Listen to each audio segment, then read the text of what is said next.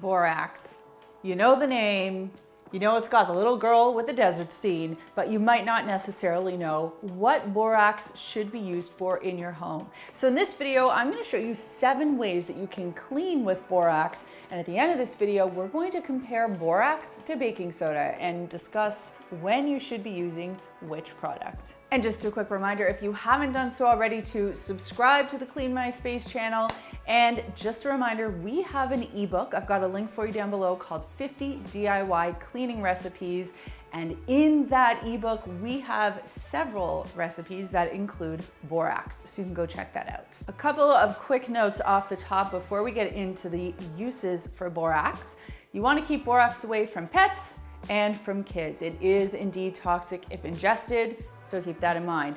Also, this is a product where you will want to glove up. I know when you're using baking soda or some other DIY recipes, you might not feel the need to do so, but I am here to tell you, please wear your gloves when you're using borax. You will find your trusty box of borax in the laundry aisle, and that's because it is predominantly used as a laundry boosting product. And you can even see on the package it says it's a natural deodorizer, a detergent booster, and it helps to remove stains. Now, one of the simplest ways that you can use this as a laundry booster is to dissolve a tablespoon in 2 cups of hot water. Then you can pour it into your washing machine, add your clothing, and do your laundry as usual, knowing that your load will be boosted. What does boosting mean for laundry detergent? It just means that it gives your detergent the ability to work more efficiently. I can't exactly explain the science behind it. We would have to talk to a chemist about that, but that's precisely what laundry boosters do. They boost the performance of your laundry detergent, getting you better results. So this is a really inexpensive way to get your load looking better. Now on the side of the package, they also talk about just adding a half a cup to your load. If you want to do that and you regularly use warm or hot water, that would be fine. Just add that half cup to the drum before you add your clothes and you should be good to go. This is one of those lazy cleaning tricks that I love. If you want to clean and deodorize your toilet overnight, let's say you notice some of that pinky, moldy, mildewy stuff building up, or you know that your toilet's had a bit of a rough time and you really want to get it looking clean. Well, here's something you can do. You can take borax and sprinkle it around the toilet bowl. Now, if the area below the water line is dirty as well, you can take your toilet bowl brush and kind of push and force some of that water down the toilet bowl so that you get more access to the porcelain itself. Then you can sprinkle the borax around. You want it to be kind of wet on the inside so that it can kind of sit and do its thing. You're gonna leave it overnight. In the morning, get your toilet bowl brush out. Before you brush your teeth, brush the toilet bowl, give it a flush, and you will notice a significant difference. Your toilet bowl will be much brighter. Now, if you already have a pretty clean looking toilet, you're not gonna notice a difference, but this will work on some of those dirtier looking toilets that need to be deodorized and brightened. If you notice that your window sills are a little bit moldy, have a little bit of buildup, and you're not quite sure how to deal with it, borax can be your friend here. You can make up a solution of borax and white vinegar. You're gonna mix up that paste and first just manually remove as much as you can, whether you're using a cleaning toothbrush or a vacuum with a bristle brush attachment. That way you're not spreading anything. Following that, you're going to apply this paste. You can use that same cleaning toothbrush or a scrub brush to agitate the area. This is going to help physically lift off any of that buildup. The benefit of the borax is that it also whitens and brightens while it's sitting there. So the result after you've rinsed it clean should be a nice, clear windowsill without any of that mold or mildew. If you're looking to level up your sink cleaning and you don't want to buy a specialty product, you can use borax to do the job. The way I would do it is I would simply sprinkle in some borax. I'd get a sponge that is non-scratching, wet. I'd add a little pump of dish soap, and then I would start scrubbing the borax into the sink. Now, if you have a space that you haven't cleaned in a long time, or you run a cleaning company, or you work for a cleaning company and you want a really great way to get a super gross sink shiny and clean, give this method a try. When you're done scrubbing, you can rinse that sink with hot water and buff it to dry. You should get beautiful results. So for grout cleaning, we can make up a solution using 4 parts borax to 1 part vinegar. You can also use water for this, but I figured I would show you both options. And yes, vinegar is safe to mix with borax.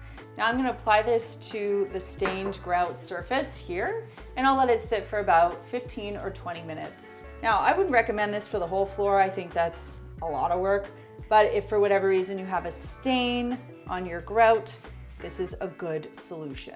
I will also mention that because this is a high alkaline recipe, you want to make sure you're not using it on any natural stone. My tiles here are nothing more than a basic ceramic.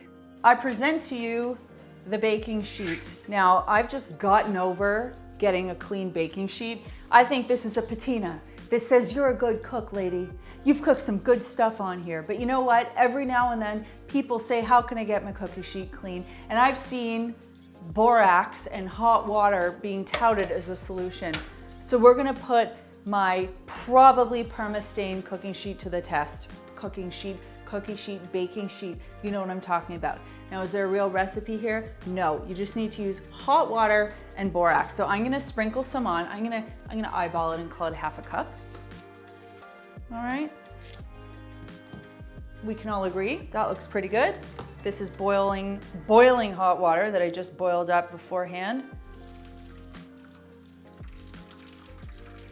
And I'm gonna let this soak while we go and do some other cleaning tasks for this video, and we'll come back and check it in 20 minutes and we'll see what happens.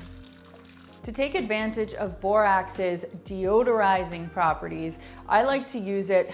Well, I don't like to use it, but I can say that it works well for getting rid of smells in your garbage receptacles, whether it's a garbage can in your kitchen, in your garage, a recycling bin, to me those get disgusting, or a compost bin. Now, there's no real recipe here since all of these containers are different sizes, but here's the method that you're going to use. You want to spray down or hose down, depending on how large the container is.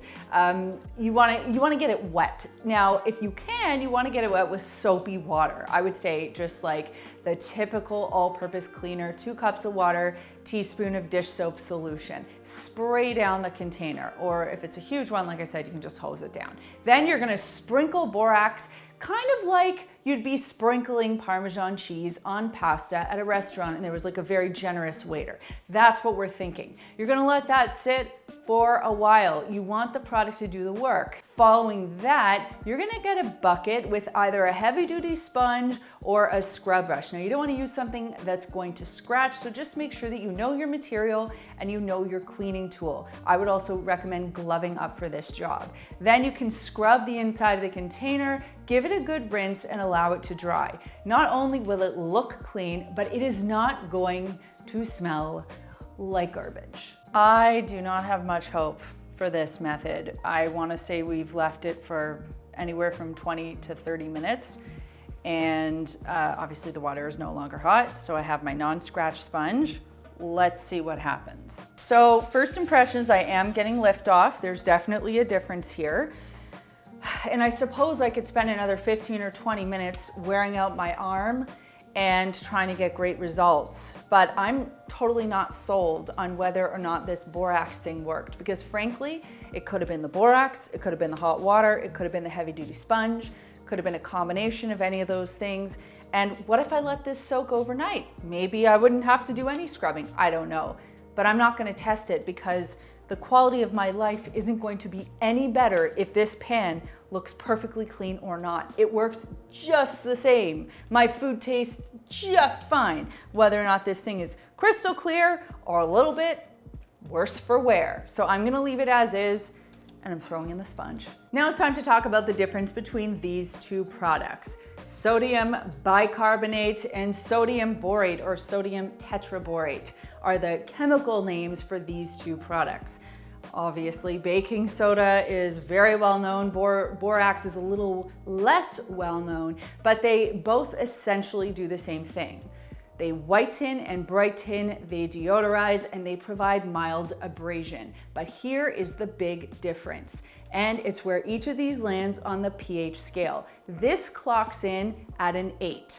This clocks in at a 9.5. This is significantly more alkaline than this is, meaning while you can put baking soda in your birthday cake or on your body, you do not want to use borax for the same applications. You have to be much more careful when you're using borax than when you're using baking soda because of its alkalinity. So without getting too much further into chemical discussions, I'd love to know in the comments down below, are you someone who has used borax? Will you start using borax now that we've talked about it and you understand that it can perhaps clean a little harder than baking soda, but it also is a little bit more harsher on you? Let me know your thoughts in the comments down below. If you like making up your own DIY cleaning recipes, I've got a whole ebook dedicated to that. I've got a link for it down below. We also have plenty of videos here on the Clean My Space channel talking about many of those wonderful recipes. And if you want to learn some other great ways that you can clean with sodium bicarbonate, you can check out this video right over here. If you want to support the Clean My Space channel, we'd love to have you subscribe. You can do so by clicking that button. And of course, you can check out Maker's Clean, which is our premium microfiber cloths store. Thanks so much for watching, and we'll see you next time.